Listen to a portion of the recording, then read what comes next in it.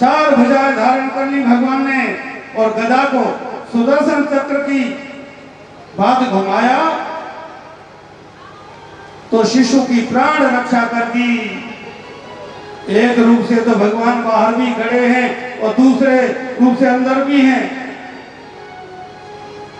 उत्तरा से भगवान कहते हैं, बेटी अब क्या हाल चाल है, कोई कष्ट तो नहीं? उत्तरा कहती है, नहीं भगवान, मैं स्वस्थ अनुभव कर रही हूँ। अब जैसे भगवान के सामने जीव की चतुराई नहीं चलती ना, वैसे ही भक्तों के सामने भगवान की भी चतुराई नहीं चलती। मारने वाला है भगवान, मारने वाला है भगवान, बचाने वाला है भगवान, उसका रक्षक दयानिधान। मारने वाला है भगवान, बचाने वाला है भगवान, मारने वाला है भगवान, बचाने वाला।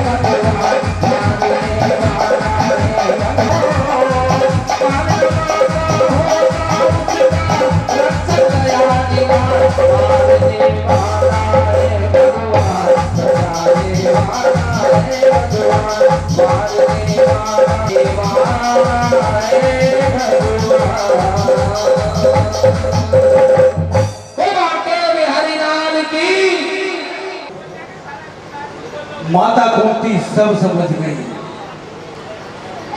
कि मेरी पौत्र वधू के गर्भ में प्रवेश करके मेरे वंश को निर्वंश होने से बचाया है। इसलिए कुंती श्री कृष्ण के चरणों में गिर करके प्रार्थना करने लगी, हे श्री कृष्ण द्वारिका वासी देव देव जगतपते, हे गोपाल प्रणाम करती हूँ आपको। आप तो साक्षात जगदीश्वर हैं, जगन नियंता हैं, परात्पर अखिलेश्वर हैं, निर्गुण ब्रह्म ही सगुण रूप में अवतरित होकर के आया है। भगवान ने कहा बुआ जी ये क्या कहती हैं, मुझे भगवान बताती हैं, परमात्मा कहती हैं, मैं तो आपका भतीजा हूँ, आपके भाई का सबसे छोटा पुत्र हूँ। कुंती बोली यही तो नाटक है दादा, किसी को बुआ बनाते हो, किसी को फूफा बनाते हो, किसी को बाबा बनाते हो, यही लीला तुम्हारी समझ में नहीं आती। कुंती कहती है आज प्रणाम करने से मुझे कोई रोक नहीं सकता। और कहने लगी, भगवान कहते हैं बुआ यदि तुम मुझे भगवान मानती हो, यदि मैं भगवान हूं, इसलिए आप कुछ भी मांग सकते हैं, जिसके मन में जो मांगने की आकांक्षा हो वो मांग लो। तो बोले सबसे बड़े तो ये दुष्ट रहे पांडवों में, इन्हीं को मांगना चाहिए। युधिष्ठिर कहने लगे भगवान आज मांगने को कहते हो ना, तो मुझे तो यही दे दो, कैसी भी विषम परिस्थिति हो, उस विषम परिस्थिति में भी मैं कभी सत्य से पीछे नहीं हटूं, कभी सत्य को छोड़ूं नहीं, ऐसा आशीर्वाद दे दो। भीमसेन बोले गोपाल मुझे तो भोजन भट्ट कहते हैं और वैसे भी मेरी बड़ी बदनामी है, मुझे तो बस यही दे दो कि चलते फिरते उठते बैठते सोते खाते पीते जागते बस आपका स्मरण बना रहे।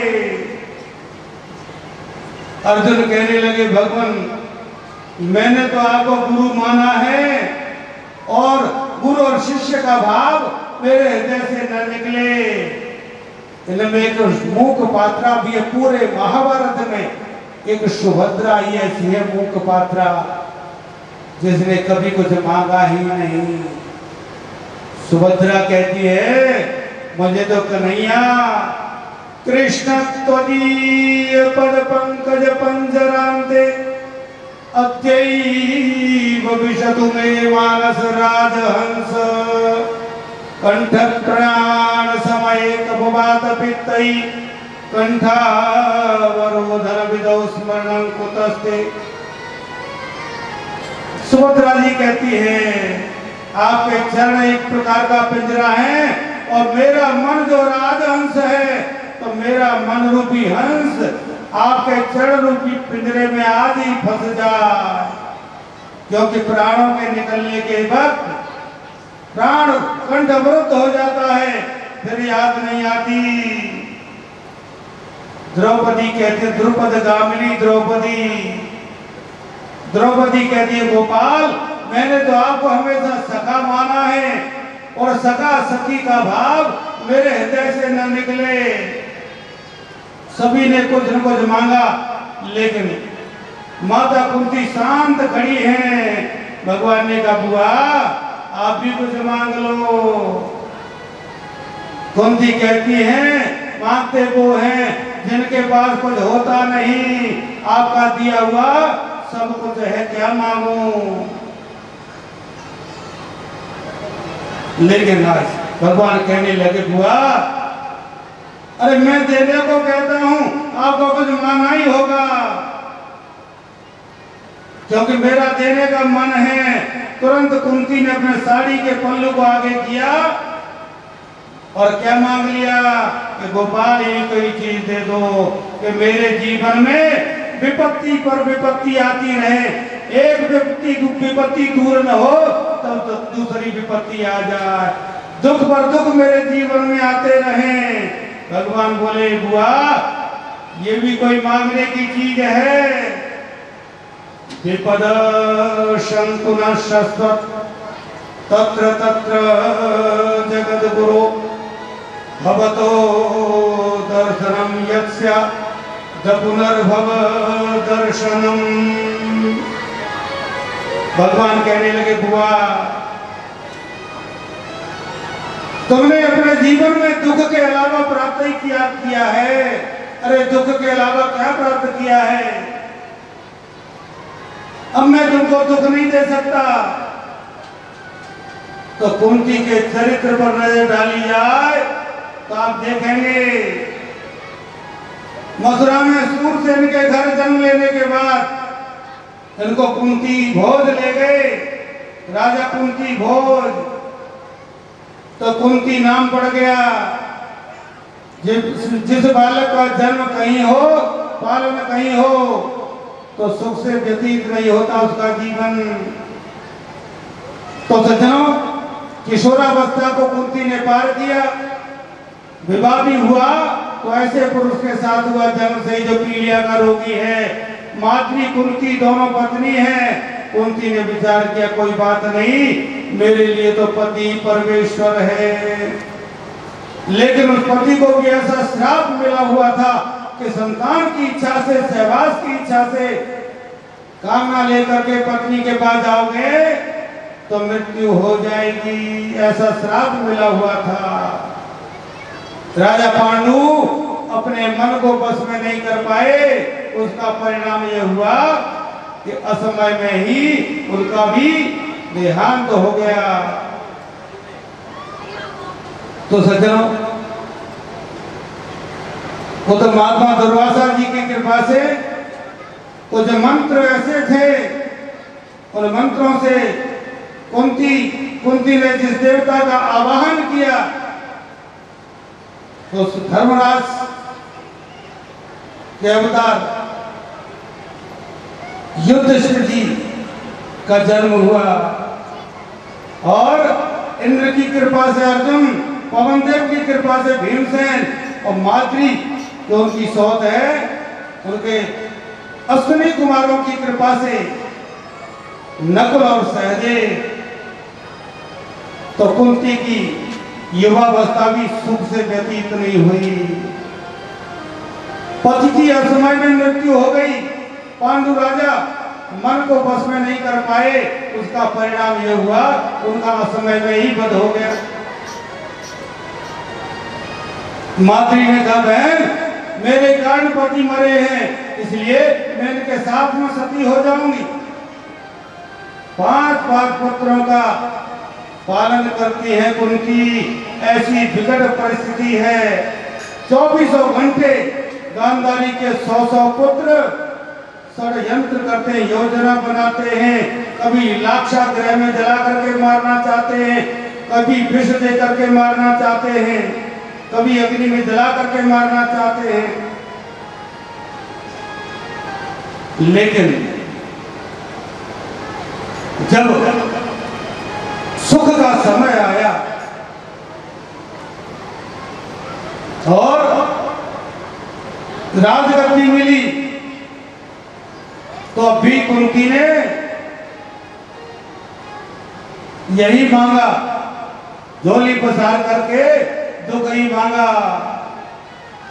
सुख के माथे सिल पड़े जो हरि हृदय से जाए, बलिहारी व दुख की पल पल नाम नशा, पल पल नाम जपा।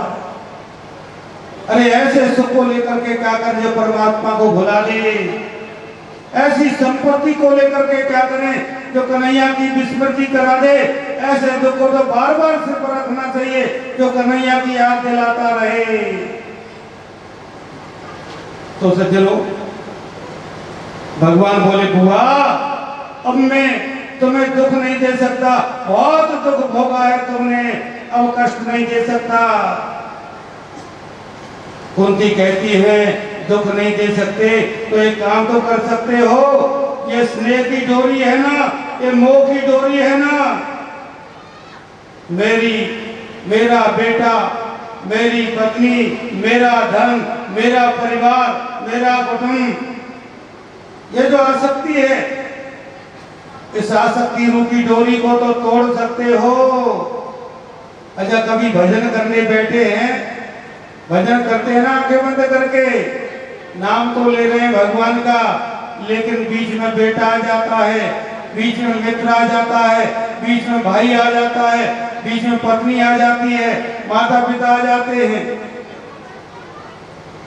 बेटा बेटी का, माता पिता का, पत्नी का नाम लेकर के जाप नहीं करते, फिर भी ये बीच में आ जाते हैं। क्यों? बोले इसलिए इनको हम अपना मानते हैं। तो सज्जनों,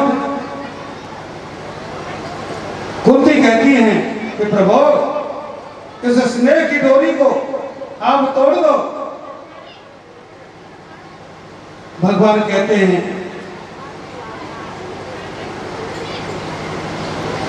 माता कुंती ऐसा मानती हैं कि जब जब भी हमने भगवान को याद किया, विपत्ति आई भगवान को याद किया और भगवान ने हमारी रक्षा की है। अर्जुन के मन में तो शिष्य भाव है। आज रात्रि भर युधिष्ठिर जी को समझाने लगे, जो गीता का ज्ञान अर्जुन को दिया वही ज्ञान रात्रि भर युधिष्ठिर को दिया, लेकिन समझ में नहीं आया। वो क्यों? कि कन्हैया को युधिष्ठिर जी बालक मानते हैं, छोटे हैं, वात्सल्य भाव है। बताने वाले के प्रति जब तक आदर का भाव नहीं होगा तब तक वो ज्ञान ठहरेगा कैसे? इसलिए भगवान ने विचार किया कि पितामह के हृदय में प्रवेश करके उन्हीं के श्रीमुख से इनको मैं उपदेश कराऊं। तो समस्त पांडवों को द्रौपदी को साथ में लेकर के भीष्म पितामह के पास गए। भीष्म पितामह की परिस्थिति कैसी है? भीष्म पितामह के पास जब भगवान आए तो रोम रोम में जिनके बाण छिदे हुए सारा शरीर सैकड़ों बाणों से विच्छेदन हो रखा है, बूंद बूंद करके रक्त निकल चुका है, सरसैया पर पड़े हैं भीष्म पितामह। और जैसे ही अपने सामने गोविंद को आते देखा तो आंखों से अश्रु प्रवाह हो चला। मेरी मृत्यु को सुधारने के लिए गोविंद का आगमन हुआ है, मैं बड़ा पुण्यात्मा हूं। कृष्ण ने पितामह को प्रणाम किया। पितामह प्रणाम करता हूं, आपके पौत्र सभी राजा बन गए, भारत के सम्राट बन गए। इनको आपके जीवन का जो लंबा उपदेश, लंबा अनुभव है, उसके माध्यम से इनको उपदेश कीजिए। भीष्म पितामह ने कहा, जानते सबको जानते हुए भी दूसरों को आदर देना तो आपसे समझे, आपसे सीखे कोई। मैं क्या उपदेश करूंगा, लेकिन आपका आदेश है तो जरूर उपदेश करूंगा। आंखें खोल करके पांडवों को देखा और बोले, दान धर्मान राजधर्मान मोक्ष धर्मान विभागसः। भीष्म पितामह ने पांडवों को जब देखा और बोले, बेटा तुम भारत के सम्राट बन गए हो, बड़ी प्रसन्नता की बात है, तुम गृहस्थ हो, इसलिए आलसी नहीं होना चाहिए और खूब पुरुषार्थी होना चाहिए। अधिक से अधिक श्रम करो, श्रीमान बनो, अन्याय से नहीं न्याय से श्रीमान बनो, पुरुषार्थ करके श्रीमान बनो। तो धन पवित्र सेवा किए, धन पवित्र कर दान, मन पवित्र हरि भजन सो होत त्रिविध कल्याण। शरीर पवित्र होता है सेवा करने से, धन पवित्र होता है दान करने से, और मन पवित्र होता है भगवान का कीर्तन करने से। तो सज्जनों, आज भीष्म पितामह ने जब देखा, भीष्म पितामह उपदेश कर रहे हैं, आंखें खोल करके देखा और बोले पांडवों से, कि अपने सामने यदि पाप हो रहा हो तो पाप का प्रतिकार करना चाहिए। अन्याय हो रहा हो, अधर्म हो रहा हो, अत्याचार हो रहा हो, उसका प्रतिकार करना चाहिए। राजा के होते हुए भी हमारी आंखों के सामने पाप होता देखना ये महापाप है। और यदि सामर्थ्य नहीं है तो वहां से दूर हट जाओ, लेकिन आंखों के सामने पाप होते देखना महापाप है। और बोले आप गृहस्थ हो, इसलिए जो कमाते हो ईमानदारी से उसमें से दशांश निकालोगे धर्म के निमित्त तो धन की पवित्रता बनी रहेगी। तन से सेवा करोगे तो शरीर निरोगी रहेगा। भीष्म पितामह ऐसा समझा ही रहे थे, इतने में द्रौपदी को हंसी आ गई। भीष्म पितामह जैसे उपदेश करें और किसी को हंसी आ जाए, बड़ा दोहरा धर्ष तेज है भीष्म पितामह का। बोले बेटी मैं व्याख्यान कर रहा हूं और तुम हंस रही हो। भीष्म पितामह के सामने हंसना कोई हंसी खेल नहीं। द्रौपदी कहने लगी पितामह क्षमा करें, गलती हो गई। भीष्म पितामह बोले बेटी कुलवती नारियां अकारण ही नहीं हंसती, तुमको बताना ही पड़ेगा। द्रौपदी हाथ जोड़ करके कहने लगी कि पितामह आज तो बड़ा उपदेश करते हो, लेकिन जिस समय भरी सभा में दुष्ट दुशासन मेरी साटिका को खींच रहा था, मुझे निर्वस्त्र कर रहा था, उस समय आप सबसे आगे बैठे थे। आपसे मैंने प्रश्न किया था कि एक रजस्वला नारी उसको खींच करके लाया गया है, ये कहाँ का धर्म है?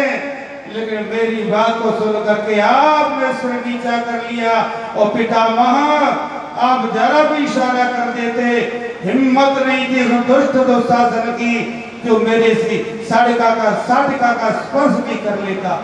लेकिन आप जैसा दुर्धर्ष विद्वान सब कुछ देखता रहा।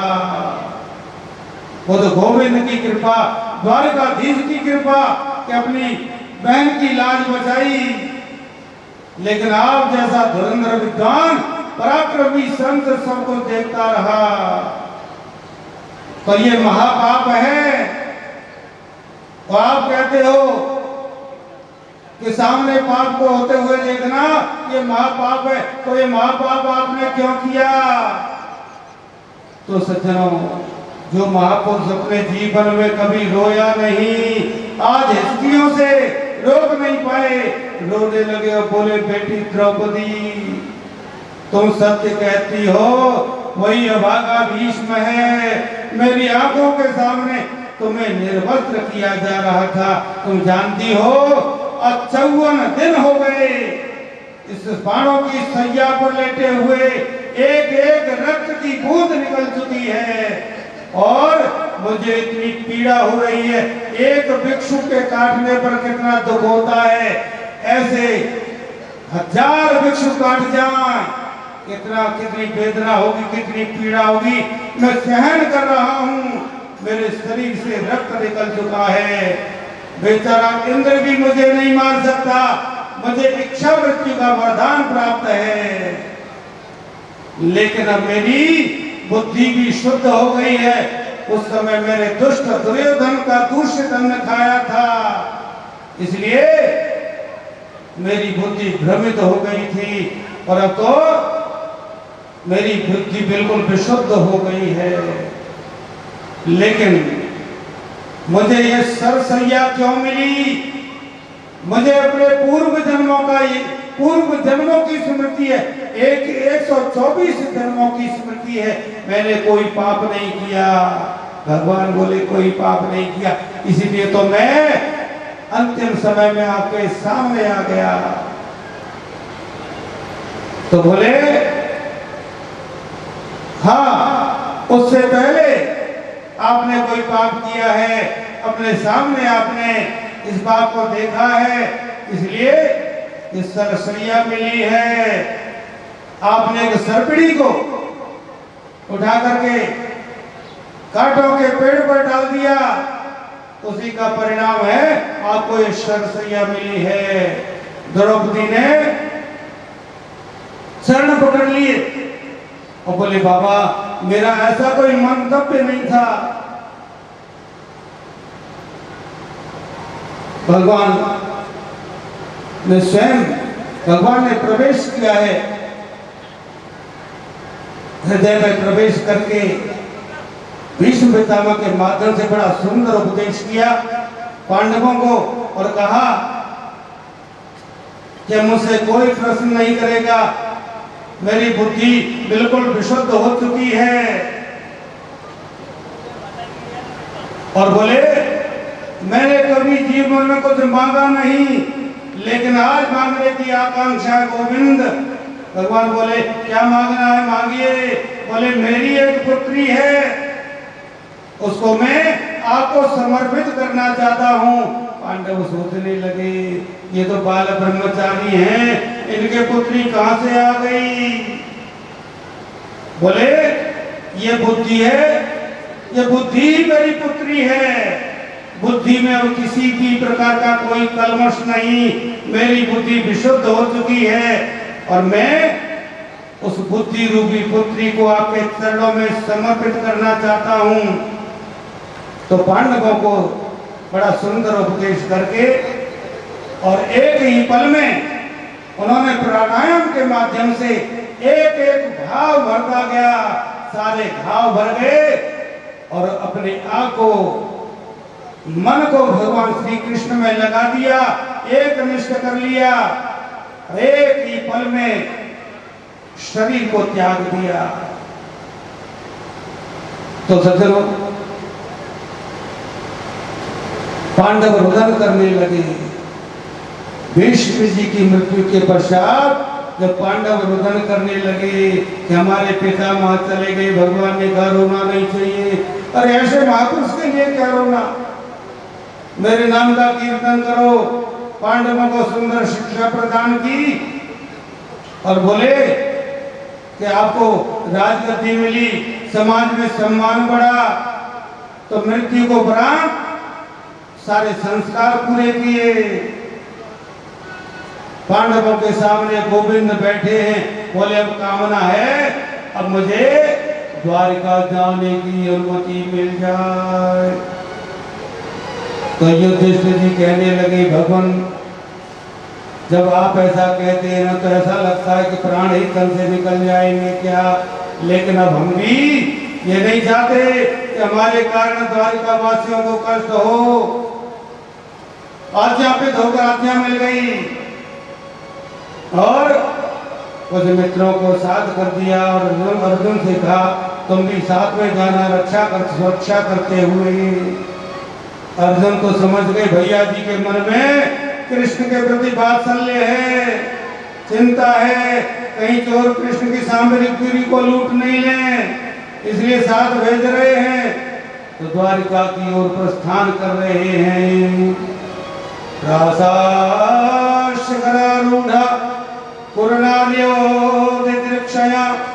बभ्रशो कुसुमयी कृष्णं प्रेम व्रीडा स्मितेक्षणा। तो सज्जनों महलों की अटारियों पर कुरकुल की नारियां भगवान की भावभीनी विदाई कर रही है, विदाई दे रही है। बुजुर्गों को प्रणाम किया, साथियों को गले लगाया, उद्धवादी श्री कृष्ण के साथ चल रहे हैं। अर्जुन भी श्री कृष्ण के साथ जा रहे हैं जंगल पार कराने के लिए। और जैसे ही द्वारिका वासियों को पता लगा कि पांडवों को विजय श्री दिला करके श्री कृष्ण आ रहे हैं, पूरे मार्ग पर पुष्प बिछाए गए, तोरण द्वार बनाए गए। देवकी मन में बड़ी प्रसन्न है, आज मेरा गोपाल आ रहा है पांडवों को विजय श्री दिला करके। और जैसे ही द्वारिका में प्रवेश किया तो भील कोल विषाद भगवान के सामने आए, भगवान को प्रणाम किया। भगवान बोले कोई कष्ट तो नहीं। बोले भगवान आपके दर्शन नहीं हो रहे थे, यही कष्ट था, और आप पधार गए, अब कोई कष्ट नहीं है। और जैसे ही महल में प्रवेश किया, माता पिता के चरणों में साष्टांग प्रणाम किया, रोहिणी के चरणों में सिर रख करके प्रणाम किया। अभिवादनशीलस्य नित्यं वृद्धोपि सेविनः चत्वारि तस्य वर्धन्ते आयुर्विद्या यशो बलम। ये चार चीजें अनायास प्राप्त हो जाती है, प्रणाम करने से आशीर्वाद मिल जाता है। चत्वारि तस्य वर्धन्ते, बोले आयु बढ़ती है, विद्या बढ़ती है, यश और बल की वृद्धि होती है अपने से बड़ों को प्रणाम करने से, बुजुर्गों को प्रणाम करने से। जो अपने संतान को संस्कार नहीं देते, सुंदर शिक्षा नहीं देते, तो बोले वो तो शत्रु हैं, वो तो बैरी है अपने बालकों के। माता शत्रु पिता बैरी, ये न बालो न पाठिता। जो माता पिता अपनी संतानों को सुंदर संस्कार नहीं देते तो बाद में क्या कहते हैं मालूम है? समाचार आता ध्रुवघटा में, और क्या समाचार आता है? बोले महाराज हमारे घर में तो पुत्र के रूप में बैरी ने जन्म ले लिया है। अब जो माता पिता को रुलाता है, माता पिता को परेशान करता है, रात दिन आंसू नहीं पुछ रहे, ऐसी संतानें तो शत्रु के रूप में ही मानो, बैरी के रूप में ही मानो। वो पुत्र नहीं, पुत्र के रूप में वो बदला लेने आए हैं। और ये बात सही है, को न काउ सुख दुख कर दाता, निज कृत भोग निज कृत कर्म भोग सब भ्राता। सुख से दुख से न को भी दाता, परेशान ददाती दुख रेशा। कोई किसी को सुख दुख नहीं देता, अपने ही किए हुए परिणामों का ये फल है। कोई पुत्र के रूप में, कोई पत्नी के रूप में, कोई पति के रूप में, कोई मित्र के रूप में, कोई भाई के रूप में, कोई नातेदार के रूप में, और कोई गाय भैंस के रूप में भी, जानवरों के रूप में भी आ जाते हैं। यदि हमारे पुण्य है, अच्छे कर्म है, तो यही सुख देने वाले मिल जाएंगे संबंधी, और अच्छे कर्म नहीं है तो यही दुख देने वाले संबंधी बन जाएंगे। है हमारे कर्मों का ही परिणाम, किसी और का नहीं, अपने ही कर्मों का परिणाम है। इसलिए भगवान ने माता पिता के चरणों में सिर रख करके प्रणाम किया। और आजकल तो कब प्रणाम कराते हैं मालूम है? जब शादी विवाह होता है ना, तब कहते हैं प्रणाम करो। अब प्रणाम कैसे करें? बांस होता है ना, बांस जब गीला होता है ना ताजा, उस समय जिधर झुकाओगे झुक जाएगा, और लकड़ी सूख जाए और फिर उसको झुकाओ तो टूटेगी कि झुकेगी? वो टूटेगी। ऐसे ही जब वो दंड हो जाए, संस्कार दिए नहीं, लक्षण आए नहीं, तो फिर तो बांस की तरह तल के खड़े होंगे, झुकना जानते ही नहीं। इसलिए सुंदर संस्कार दें। तो सज्जनों, भगवान तो चले गए द्वारिका, और भगवान ने उत्तरा के गर्भ में जिस बालक को बताया था ना, हस्तिनापुर में उसने जन्म ले लिया। अभिमन्यु का बेटा है जिसने अपने पिता का दर्शन नहीं किया। 3-4 महीने का गर्भ में था, पिता की मृत्यु हो गई, युद्ध में मारे गए। और जैसे ही जन्म लिया तो जन्म लेते ही पालती मार करके बैठ गया, और चारों ओर देखता है। क्या देखता है? लाखों नरनारी आ रहे हैं, पांडवों कौरवों के वंश में एक यही बालक बचा है, इन्हीं के वंश को चलाएगा। युधिष्ठिर जी दौड़े दौड़े गए, व्यास जी को लेकर के आए। तो व्यास जी ने नामकरण कर दिया, परीक्षित नाम रख दिया। उनका के बिहारी के बिहारी हमें देना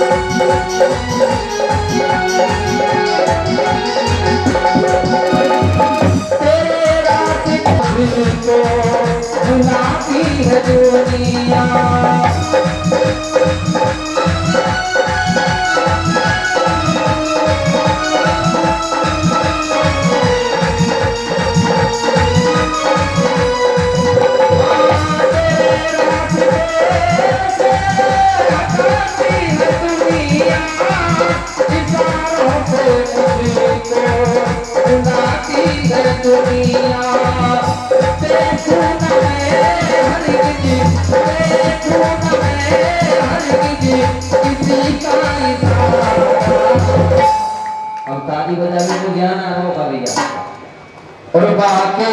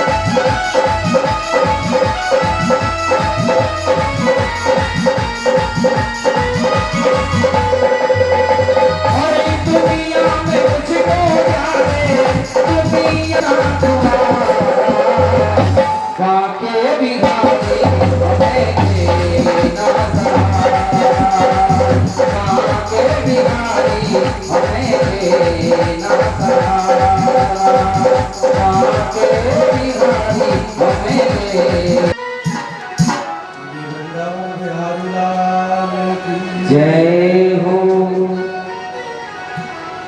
तो व्यासी ने इस बालक का नाम रखा परीक्षित। परीक्षित माने परितः, परितः माने सर्वतः, सर्वतः माने चारों तरफ। ईक्षमाणा बुद्धिर यस्य, अर्थात चारों तरफ ये परीक्षण करता है, देखता है कि जिसको मैंने मां के गर्भ में देखा था, दर्शन किया था, वो इस भीड़ में कहां छुप गया। तो परितः सर्वतः ईक्षमाणा बुद्धिर यस्य, अर्थात अन्वेषणात्मक बुद्धि जिसकी है,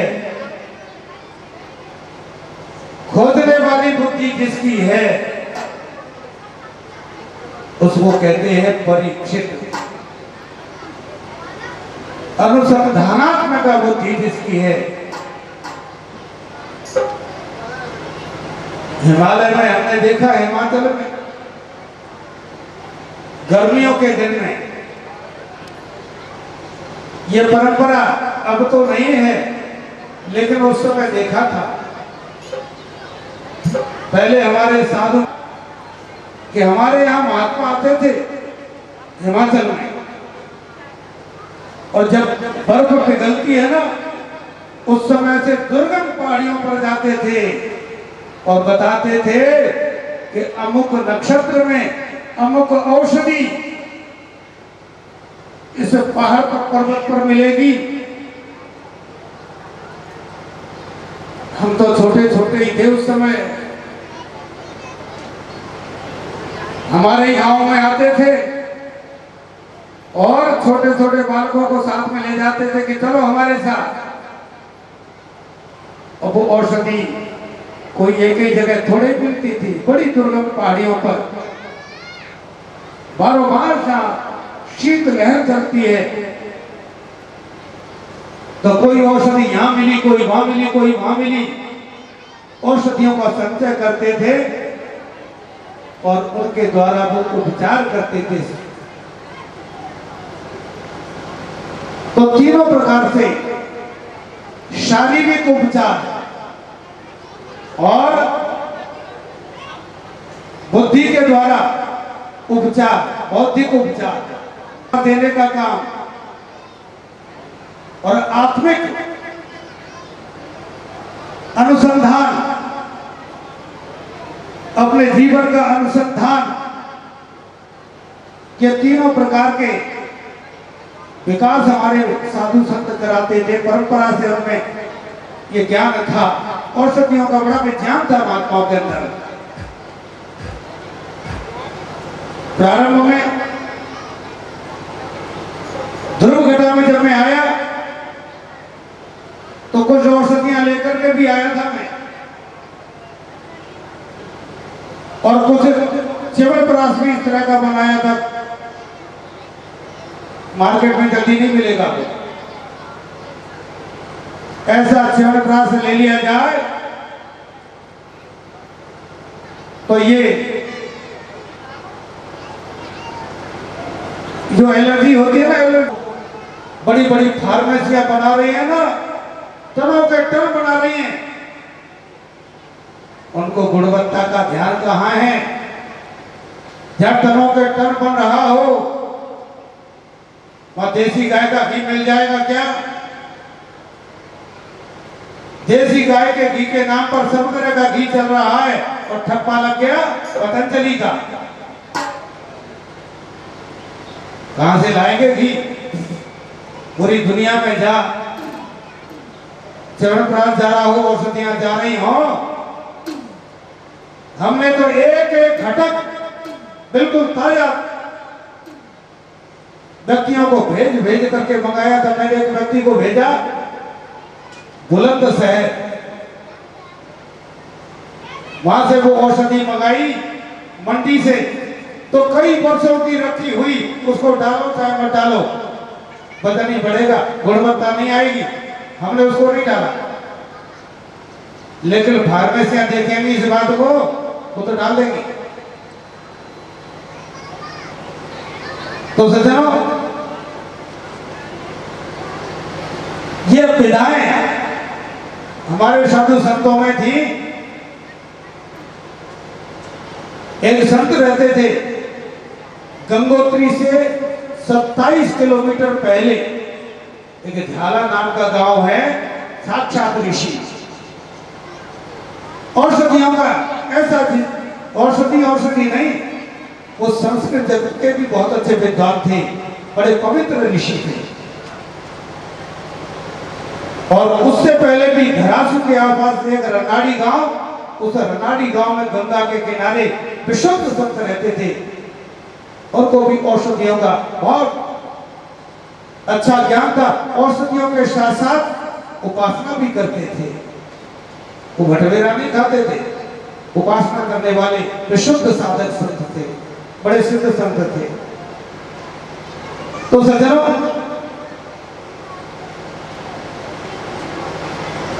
ये पद्धतियां हमारी धीरे धीरे धीरे धीरे खोती जा रही हैं।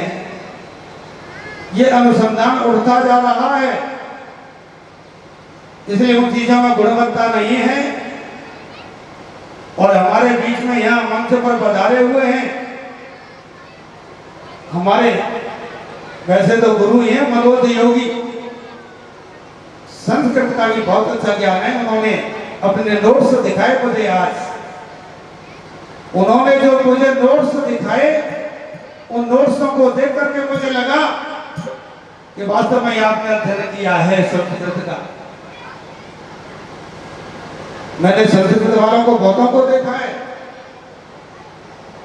जो स्कूलों में पढ़ाते हैं, लेकिन उन्होंने परंपरा से उनके नोट्सों को देख करके मुझे लगा कि बहुत अच्छा अध्ययन किया आपने। नव्य व्याकरण का अध्ययन तो सज्जनों, और केवल अध्ययन ही अध्ययन नहीं, औषधियों का भी उनको ज्ञान है। औषधियों के माध्यम से भी वो समाज की सेवा करते हैं, चिकित्सा करते हैं, सदगृहस्थ हैं, अलमस्त रहते हैं। सेवा में बड़ी रुचि है उनकी। तो ये हमारी परंपराएं चल रही थी, लेकिन इसमें अब बहुत ही न्यूनता आ रही है। अब तो सिर में भी दर्द हो गया ना, तो सीधे टैबलेट खा लो, लेकिन वो लेने की जरूरत नहीं है, वो लेना भी नहीं चाहिए। सिर दर्द तो अपने खान पान से है। हमारी माताओं को वो ज्ञान रहता था, रसोई में विज्ञान था ये कि कौन सी सब्जी से, किसके मिश्रण से आज क्या बनाया जाए, उससे ये जुकाम दूर हो जाएगा, उससे सर्दी दूर हो जाएगी, उससे खांसी दूर हो जाएगी, उससे बुखार दूर हो जाएगा, उससे निमोनिया दूर हो जाएगा। रसोइयों में ये विज्ञान था, आज वो भी उठ गया। आज तो पत्ता रखा है टैबलेट का, लिया और भाग लिया, छुट्टी। लेकिन ये समाधान नहीं। ये जितना भी ये अंग्रेजी दबाव का साम्राज्य है, ये रोगों को समाप्त नहीं करता, ये दूसरे रोगों को जन्म देता है। तो अनुसंधानात्मक का जो बुद्धि है वही परीक्षित है। भगवान को पता चला तो भगवान भी आशीर्वाद देने पहुंचे, और भगवान ने जैसे ही उस बालक को गोद में लिया तो खिलखिला करके हंसने लगा। ये वही तो है मुझे बचाने वाला।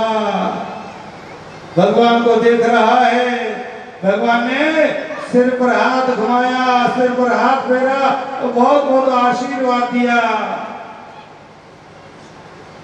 तो सज्जनों, सूत जी कहते ऋषियों, ऐसा परम लाडला भक्त है ब्रह्मा जी की सृष्टि में एकमात्र बालक ऐसा है जिसने जन्म लिया बाद में और भगवान का दर्शन पहले ही कर लिया,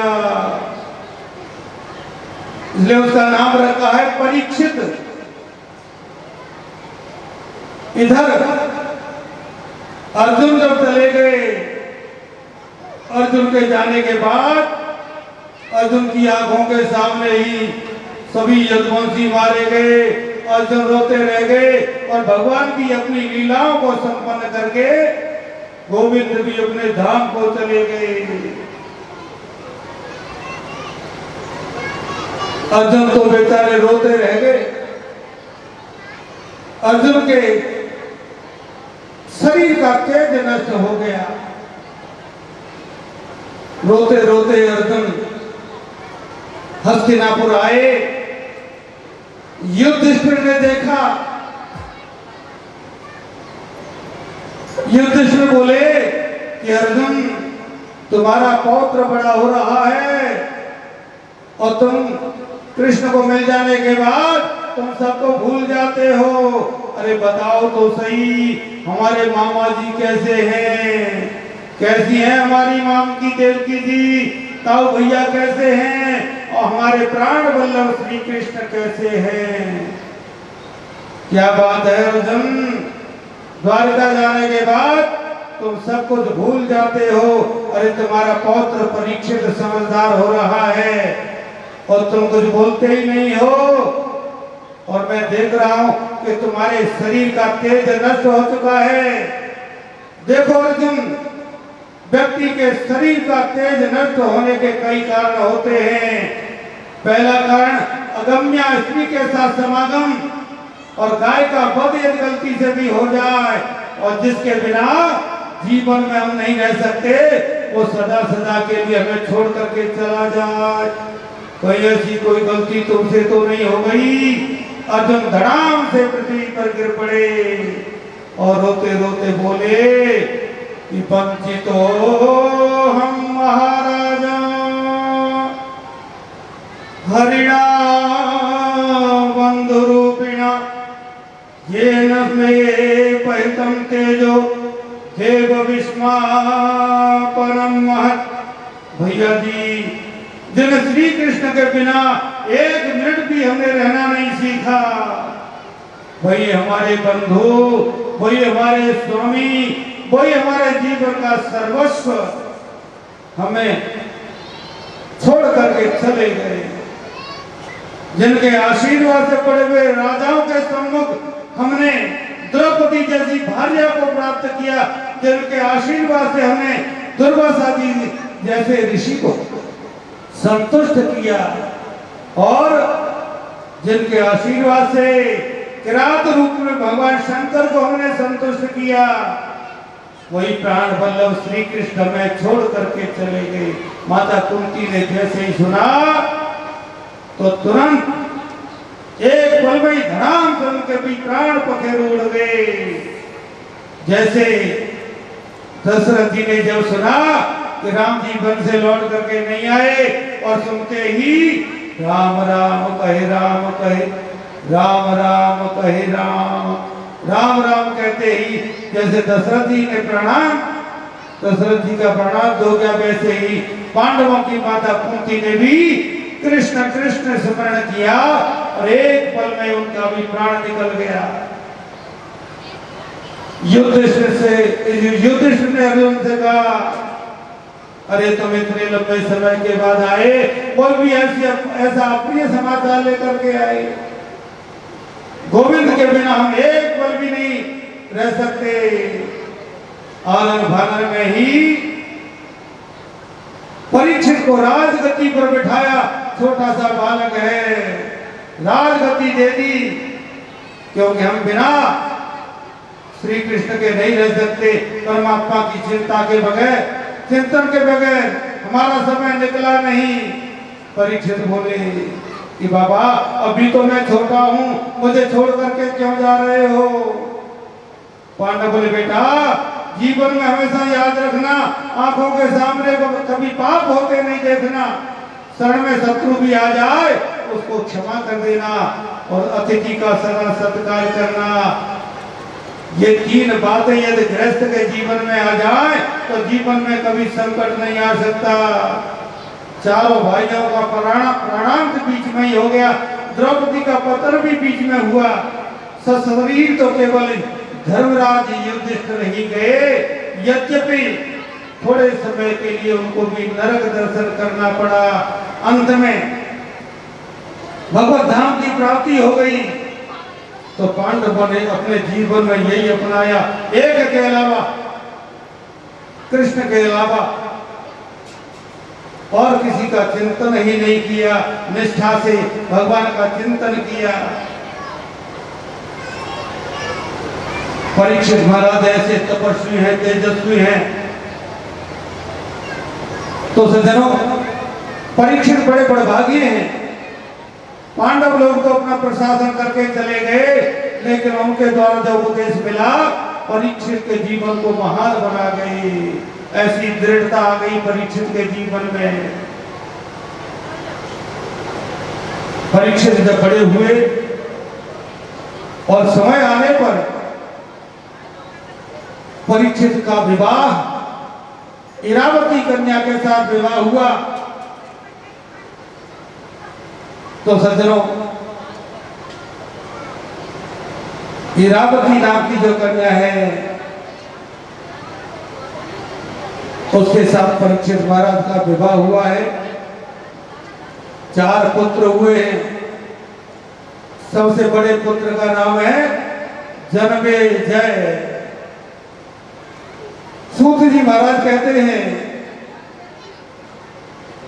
परीक्षित के शासन में अपने घरों में कोई ताला नहीं लगाता, कोई चोर नहीं। इतना सुंदर प्रशासन। परीक्षित ने सोचा विचार किया कि अब तो ऊपर की जाने की तैयारी करनी चाहिए। इसलिए क्योंकि 24 घंटे होते हैं ना, रात दिन के 24 घंटे, तो 24 घंटे में 8-8 घंटे बांट लो। 8 घंटे सो, 8 घंटा भजन करो और 8 घंटा परिश्रम करो। बोले महाराज आपने जो 8 घंटे बताए हैं ना,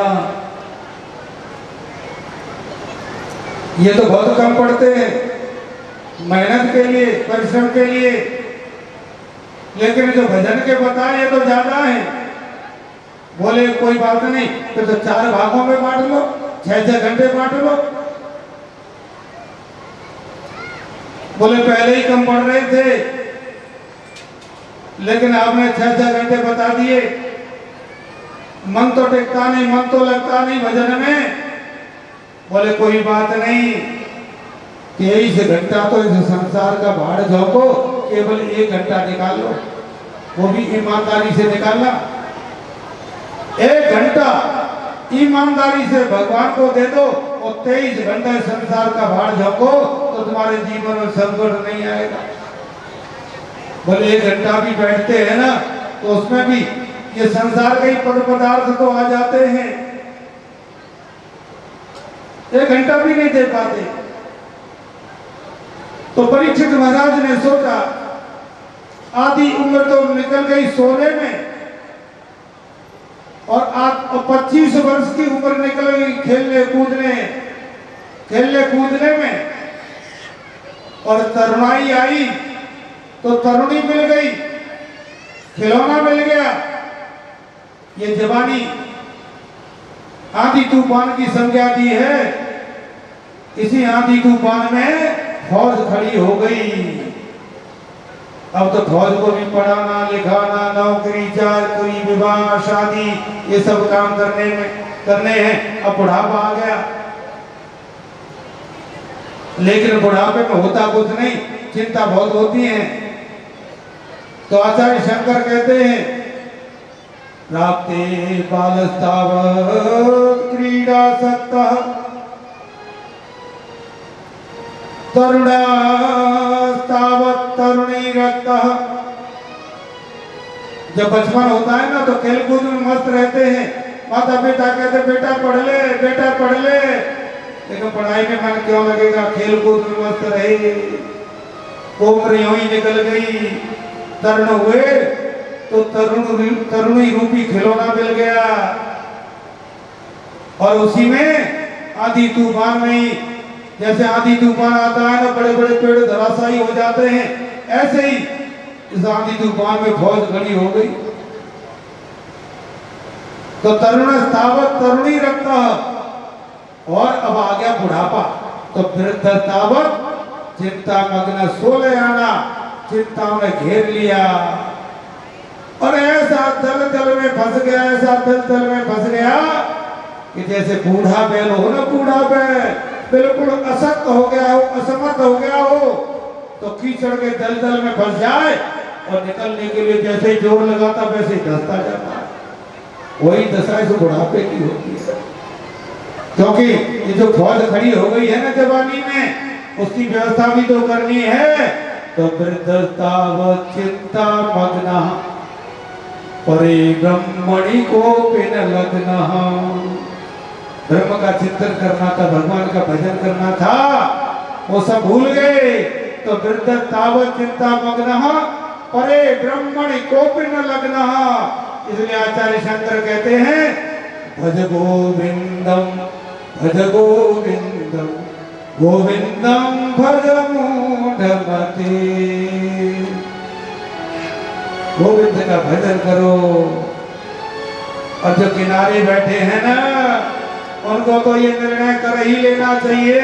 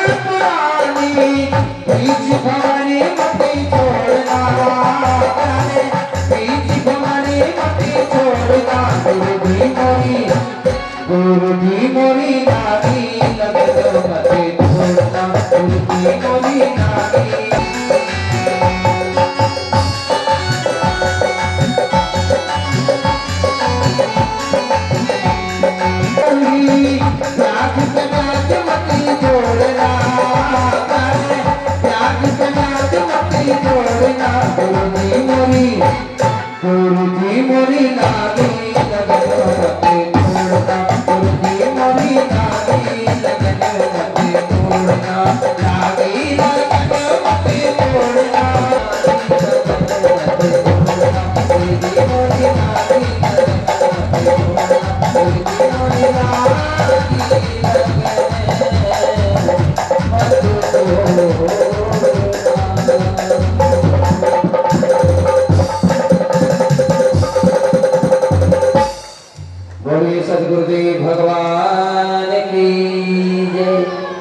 तो प्रिय और सभी सुखदेव जी का सभा में प्रवेश हुआ।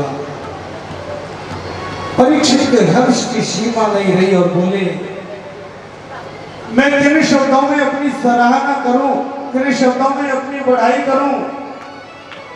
सुखदेव जी का पूजन किया। ये शाम सद्य सुध्यन्ति वै गृहा किं पुनर्दर्श स्पर्शपाद शौचासनादि। क्या वजह से महापुरुष का तो नाम स्मरण मात्र से अमंगल दूर हो जाते हैं। आपके दर्शन करने का अवसर मिला, इससे बड़ा और सौभाग्य क्या होगा। परीक्षित महाराज ने पूजन किया। संतों ने इशारा किया कि इनको प्रशंसा अच्छी नहीं लगती, ज्यादा बड़ाई करेंगे तो उठ करके चले जाएंगे। तो राजा परीक्षित ने सुखदेव जी का पूजन किया और तुरंत यद कार्य म्रियमाणस्य सर्वथा। शीघ्र मरने वाले व्यक्ति की मुक्ति का क्या उपाय है, इतना ही तो प्रश्न है। करना चाहिए, बस कृपा करके यही बतला दीजिए। परीक्षित चाहते तो ये भी कह सकते थे कि मेरी मृत्यु को टाल दीजिए, और सुखदेव जी समर्थ थे, टाल भी सकते थे, लेकिन ये अपने लिए नहीं किया है। और वास्तव में ये प्रश्न अपने लिए नहीं किया है। सुखदेव जी राजा परीक्षित तो दैवज्ञ पुरुष है। राजा परीक्षित ने तो भगवान का दर्शन, लेकिन अपने को माध्यम बना करके और हम सबको उपदेश दे रहे हैं, शिक्षा दे रहे हैं। तो शीघ्र मरने वाले को क्या करना चाहिए।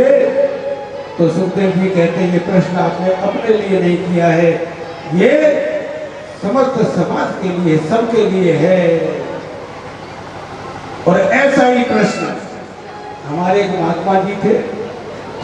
नोट करो, क्या नोट करें कि मुझे जाना है, ये नोट कर लो। अच्छा एक बात बताओ, मुझे जाना है, ठीक है, ये तो अभी की बात है, जीती जाती बात है। बहुत लोगों के बीच में कहा था उन्होंने कि मुझे जाना है, आधे घंटे में चलेंगे, हंसते खेलते चलेंगे, कोई दुख दर्द नहीं, कोई हारी बीमारी नहीं। तो सज्जनों, यही अपने को जानना है। और ये जान गए तो रामायण जान पाए। पुनरपि जननम पुनरपि मरणम पुनरपि जननी जठरे शयनम यह संसारे खलु दोस्तारे कृपया पारे पाहि मुरारे भज गोविंदम गोविंदम भज मूढ़मते। तो गोविंद का भजन करो, गोविंद की याद करो, कर से कर्म करो विधि नाना और मन राखो जा कृपा निधाना। तो प्रिय सज्जनों, आज की कथा का विश्राम का समय हो ही रहा है। काल की जय हो।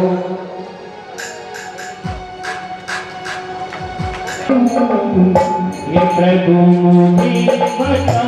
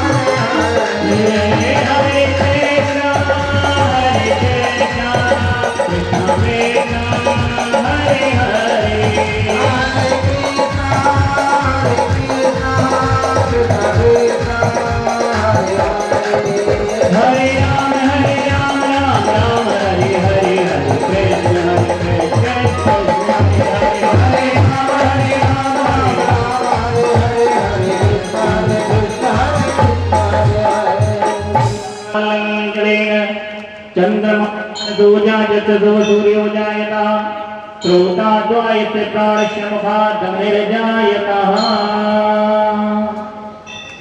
करुणावतारं संसारसारं भुजगेन्द्रहारं सदा वसन्तं हृदयानन्दे भवं भवानी सहितं नमामि। श्री माँ के भिखारी तेरी आरती गाओ, श्री माँ के बिहारी तेरी आरती गाओ, मैं श्याम सुंदरी तेरी आरती गाओ, श्याम सुंदर तेरी आरती गाओ, आरती गाओ प्यारे तुमको बनाओ, आरती गाओ प्यारे तुमको बनाओ, तुमको बनाओ प्यारे तेरे गुण गाओ, तुमको बनाओ प्यारे तेरे गुण गाओ, मैं श्याम सुंदरी तेरी आरती गाओ, माँ के बिहारी तेरी आरती गाओ,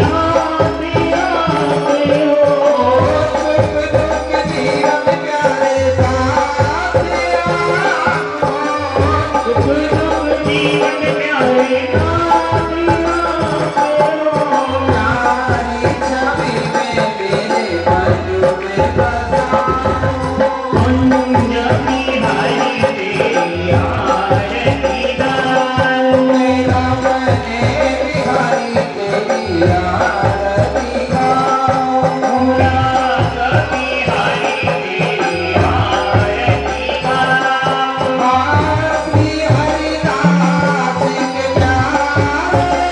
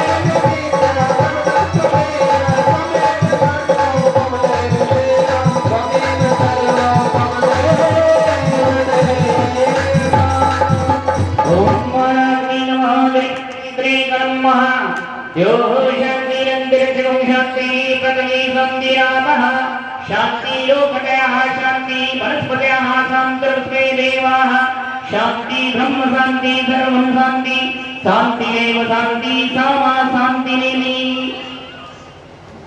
वासुदेवाय धीमहि तन्नो विष्णु प्रचोदयात् नानासुगन्धपुष्पाणि यथाकालोद्भवानि च पुष्पाञ्जलिर्मया दत्ता ग्रहाणां परमेश्वरः सुमनसुगन्धितसुमनसुगन्धसुगन्धसुवा साम्यस्य महानस्य आदस्य मन्त्रस्य मन्त्रपुष्पाञ्जलिं समर्पयामि श्रीप्राणपुरुषोत्तमाय नमः। गतं दुःखं गतं पापमेव च आगतं सुखसम्पत्ति पुनः तव दर्शनम् आगतं न जानामि तवार्चनं पूजां च न जानामि क्षमतां परमेश्वरः श्रीमद्भागवत महापुराण की परम पूज्य श्री स्वामी जी महाराज की राजा रामचंद्र भगवान की मापक महादेव की वृंदावन बिहारी लाल की जी महाराज की मदन मोहन जी महाराज की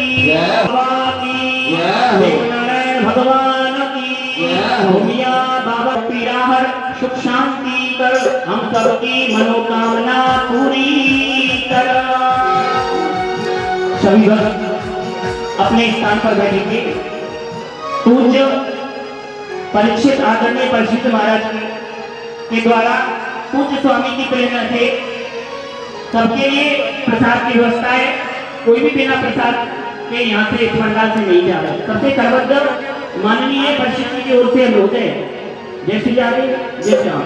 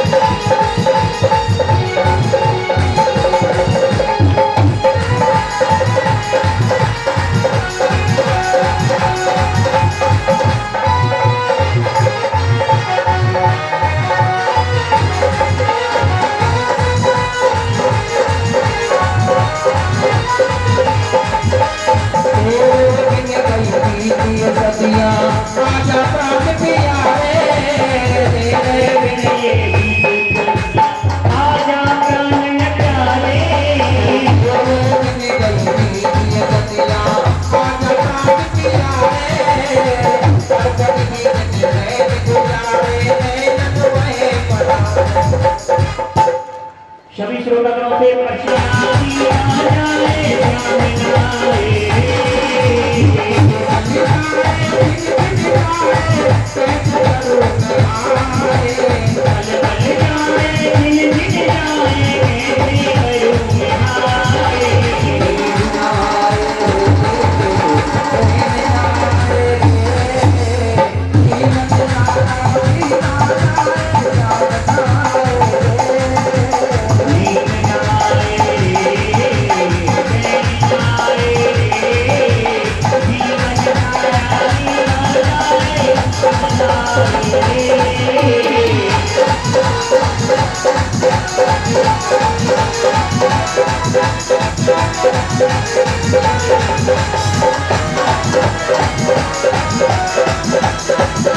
Thank you.